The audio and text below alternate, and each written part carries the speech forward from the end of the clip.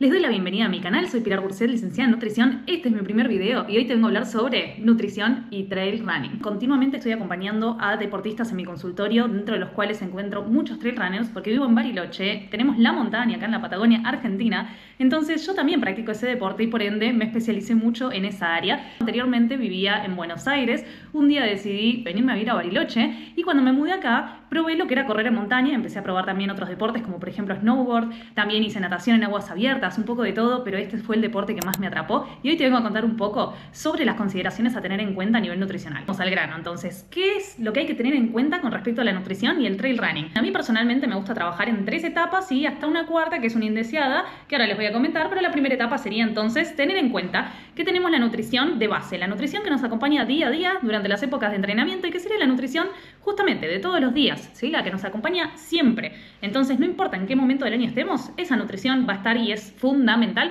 cubrir con la ingesta de todos los nutrientes, obviamente también la hidratación. Después tenemos la nutrición para lo que es los entrenamientos puntualmente, o sea, ¿qué me llevo al entrenamiento? Salgo a la montaña, ok, voy a comer algo, ¿qué voy a tomar? ¿Cómo me voy a hidratar? ¿Cuánto tiempo dura esa salida? En base a eso vamos a planificar. Por otra parte, también está la nutrición que es para las carreras, entonces la nutrición durante los entrenamientos va a ser fundamental para que después en las carreras nosotros podamos aplicar eso que ya entrenamos, porque una de las cosas más importantes es tener en cuenta que durante la época de carrera, específicamente el día de carrera y la noche anterior, no probar nada nuevo. Y todos los que corremos eso lo tenemos que tener súper en claro. Dentro de estas etapas de nutrición hay una cuarta, que es la nutrición que no queremos, la nutrición indeseada, la llamo yo porque es la nutrición en etapas de lesión. Y es muy importante tener en cuenta esto porque cuando nosotros nos lesionamos, lamentablemente nuestro nivel de actividad física baja, la intensidad, el volumen y demás.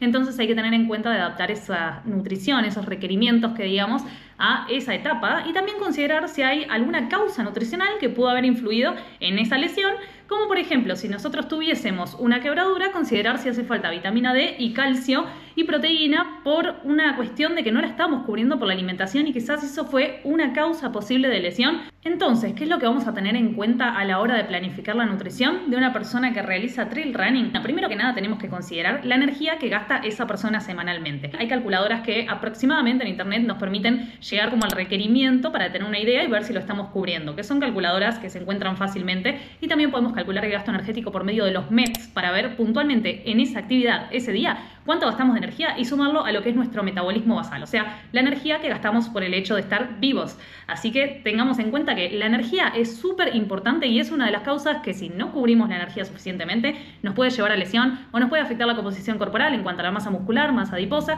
y lo mismo si estamos por encima. Yendo puntualmente a los nutrientes, nos encontramos con dos grupos importantes, los macronutrientes y los micronutrientes. Dentro de los macronutrientes tenemos hidratos de carbono, proteínas y grasas y dentro de los micronutrientes nos encontramos con las vitaminas y minerales, que a todo esto dentro de los minerales tenemos ahí los electrolitos famosos que nos van a hidratar como el sodio, el potasio, etcétera. Bien, entonces quédense con esto porque esto es la base de la alimentación y todos estos nutrientes los tenemos que lograr consumir por medio de los alimentos y cada uno tiene una explicación del por qué. Es muy importante cubrir con los hidratos de carbono. ¿Por qué? Los hidratos de carbono los necesitamos en gran medida por el hecho de que todo el tiempo estamos utilizando la fuente principal de energía de nuestro músculo, que son justamente los hidratos de carbono que están en forma de glucógeno. O sea, el glucógeno son todas glucosas unidas, que son carbohidratos básicamente, que están en nuestro músculo almacenado y también en el hígado. Y eso es lo que nos va a permitir tener potencia. Y es más, durante la actividad también vamos a tener que reponer hidratos de carbono para que nuestra glucemia no baje demasiado y para poder mantener ese rendimiento óptimo. También es importante tener en cuenta de qué calidad los vamos a consumir y dependiendo del momento del que estemos hablando, vamos a consumir en general hidratos de carbono, a los cuales llamamos complejos,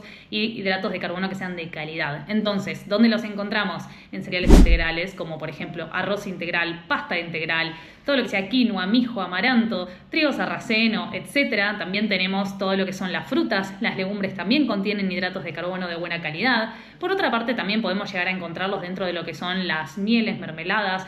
Eso vamos a intentar que la cantidad no sea tanta, ¿sí? Y otros productos. Obviamente no consideramos todo lo que tenga que ver con carbograsas, que sería, por ejemplo, una media luna. Una media luna contiene carbohidratos, pero también tiene grasas y una mezcla de todo. Entonces, no estamos considerando ese tipo de hidratos de carbono, sino que consideramos los que son de calidad a nivel general. Por supuesto que uno se puede dar un gusto de vez en cuando, pero no tiene que ser la base de la alimentación.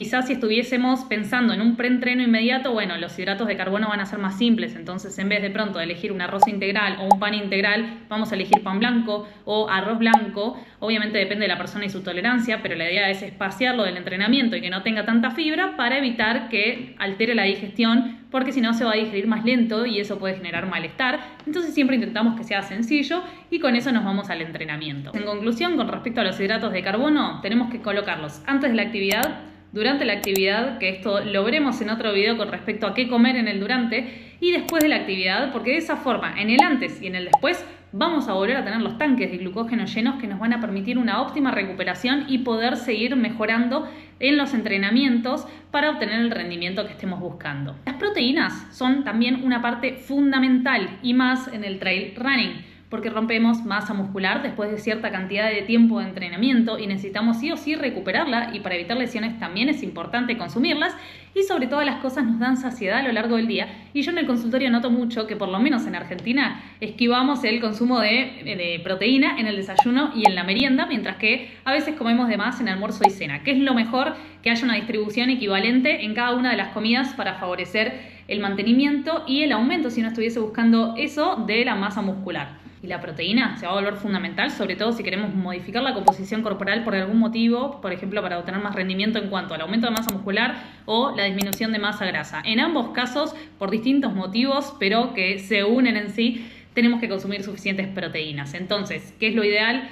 Tener proteínas para que justamente no se pierda la masa muscular en la pérdida de masa grasa, que a veces suele pasar, entonces queremos evitar eso, y si queremos aumentar la masa muscular, justamente darle el sustrato junto con obviamente los hidratos de carbono, que también son importantes, y las calorías en general a ese músculo. Por último, las grasas tienen sobre todo función energética y nos permiten a nivel global completar las calorías diarias junto con los hidratos de carbono y las proteínas, y hay que controlarlas si estamos en una pérdida de peso y si fuera una persona, por ejemplo, que tiende a perder rápidamente peso en un deporte de resistencia, bueno, ahí también las tenemos que considerar, y sobre todo son vehículo para las vitaminas llamadas liposolubles, es decir, que se solubilizan en grasa y para que sean bien absorbidas las necesitamos, pero siempre hay que controlar su cantidad, al igual que las proteínas, los hidratos de carbono y las calorías totales. Todo lo que es de origen animal, disminuimos la cantidad de grasas y priorizamos las que son más de origen vegetal. Eso es como la recomendación general para el mantenimiento de la salud. Y con respecto a lo que son las vitaminas y minerales, son fundamentales para las funciones del organismo, para mantener la construcción de masa muscular,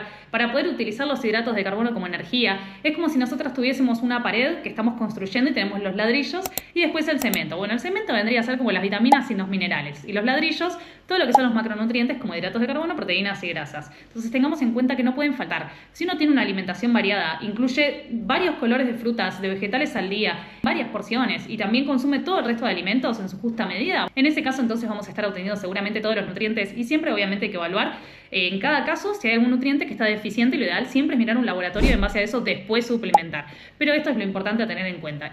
Por supuesto que también es muy importante la hidratación diaria sobre todas las cosas tiene que estar cubierta, y además tenemos que lograr cubrir con la demanda de la actividad física. Y si de paso salamos un poquito de la comida también, vamos a tener sal, que es suficiente para poder mantener nuestro estado de hidratación junto con el agua en los momentos que digamos en los cuales no estamos puntualmente entrenando. Sí, cuando entrenemos en ese momento preciso los requerimientos serán otros y por ahí necesitemos una bebida deportiva, por ejemplo, que contenga sodio y otros electrolitos, pero en la alimentación de base y en el día a día nos hidratamos, que digamos, con el sodio de los alimentos y el agua también, además de los electrolitos que ya están en los alimentos. A continuación te voy a dejar un cuadrito en donde vas a encontrar las recomendaciones puntuales de los nutrientes y energía para que puedas hacer un cálculo estimado de lo que vos estás necesitando y sobre todo si lo estás cubriendo, pero obviamente que esto no reemplaza la consulta nutricional. Te agradezco por haber visto este video, espero que te haya gustado. Cualquier consulta me la podés dejar, también te invito a seguirme en mis redes que te las dejo acá. Hasta la próxima.